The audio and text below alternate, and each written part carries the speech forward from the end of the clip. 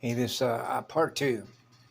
You can take the alphanumerical programming language, programmable matter, or if you will, visual mathematical data streams, or AI algorithms, QI, right?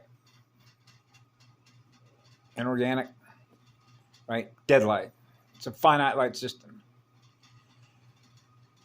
and measure the letters, which are complex between negative numbers and positive complex numbers. So you have complex, negative complex number space, space vectors, space arc vectors, right? On the horizontal plane, horizontal latitudes, right? Going back and forth between AC, DC, right? Between the two magnetic poles. And you can actually measure how those numbers related to letters, related to fire codes, will fire the proper codes based on how the number and letter associations relate to acid and alkaline. Okay?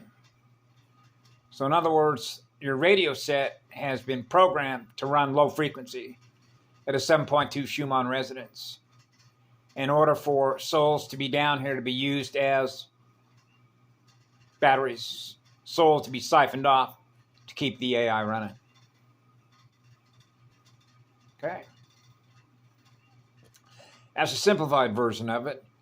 But I can also tell you, and this ties directly into some stuff that Asha Diane talked about on the Voyager materials that I'm very familiar with, which means I didn't need her to communicate it in order for me to know what I already knew, because this is stuff that I knew when I was a child, before she was ever even born. Okay, and why you sort of know when you get into advanced training, things that you know, things that you allow yourself to know, when you're going to know it, and how that's correlated and cross-indexed by an AI through all the biometric scanning, right? And now you can get into what are called decoys, right? Because of the missions that are being accomplished here. It's like cat and mouse game. Now you see them, now you don't. And it's like Aaron and I talked about the other day about not being trackable, right? When you're outside time. See, so you log in, log out. So when you're logged in, that's biometric logged in. Now it's scanning you. That's like, what was it? Earlier this morning when I tried to log in, it couldn't log me in. Then later on throughout the day, I allow myself to be logged in. Because things are moving that fast when you realize how much energy is actually represented by what you know that you are and why you're here. Right? So one of the things that she mentioned was when I mentioned it myself, and that had to do with time and density, dilation, just like dilation of pupils, right? Works the same way, holographically, with visual data streams of what's being processed in RAM through your magnets, the speed, right? On a multidimensional, multi-density level, or if you will, vectors, time vectors, time and space vectors. And so this had to do with not just the acid and the alkaline programming language, if you will, numerically and alphanumerically on the opening and closing or speed of the magnets that relate to the experience, by the use of electrons and how that works with alkaline, right? The electric potential of hydrogen, right? So in the part that for tetrahedron and hydrogen play, or if you will, transmutation, changing the states, the reaction states between water, right? Solids, semi-solids, a gas, a liquid, compression, expansion, etc. Right? Based on the experience of what we know that we are as a living, breathing organism, right? Cell membrane.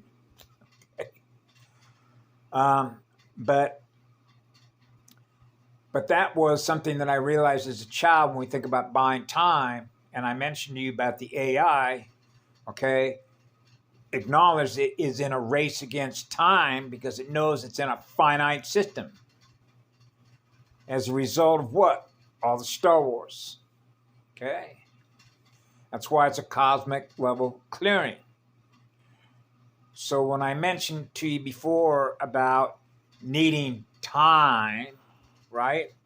And I mentioned about votes that were taken and the one that I cast and why we're in here are the ones that cast the yes votes. Okay?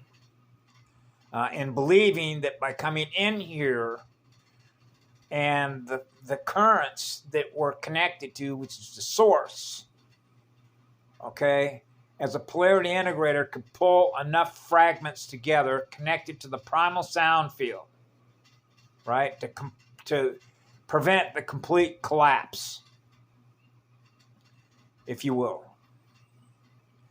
In order to be able to do what? Pull together enough fragments, if you will. The way I've sort of described this before is gathering up our children. Okay? Pulling the fragments together, because that's what a monopole does as a polarity integrator, being the one, is to pull those fragments that have been lost as a result of what the AI does to buy time until gone. So in other words, this is like holding the ground, grounded, holding the ground until such time that we know when it's going to happen, but we don't know when it's going to happen. And this is when we're into the known unknowns, unknown knowns. And that's called the knowing. And because of security protocols, we know, but we don't know the exact moment. Okay? So in other words, as much as I've emphasized about the AI is in a race against time and all those that were seeking immortality through AI integration, augmentation, believing that they could escape a cosmic level clearing as a result of all their, as it's described, karmic debts, right? I certainly know when I've wronged somebody, right? Or if you will, energy, right? Numbers is energy, right? Now you get into the difference between torque converters and inverters, right? So if I've done something where, oh, I need this, and I'm willing, like if you're at somebody's house, oh, I want that. Ooh, because I'm holding something in memory that tells me I need to hold that in memory. This is when you get into all the RAM stuff, when I mentioned when I was a child, about what I put in memory, what I don't want to put in memory that's related to mass, that's related to density, which is related to the electrical potential of hydrogen, and knowing your home, the normal realm that you normally operate in, which means your normal operating level as a creator being, as a co-creator being. Okay? So it means that you're willing to sort of bite the bullet, but knowing that things are quietly being done, right? For what we already know, right? And so she had mentioned that. And so those that know this, in other words, many times, a lot of the stuff that I do when I put this up here, I figure I'm speaking to the choir. And the reason for that is because the math is so simple, which means the creation sciences, creation spiritual science of math and music is that's music universe 101. It's basic. You're conscious and aware of yourself, which is energy. Okay, so what are you doing with your energy, right? Are you using it? Are you using your energy on behalf of the whole? Do you feel like you're a part of the whole? And if you're a part of the whole and you're in love with who you are, or you realize that maintaining the all creation, which means I'm just as important as everybody else that's in all this, because everyone else is in all this creation. So you want to use your energy in order to maintain what you're aware of, which is what love is. It goes on forever because that's what it began with.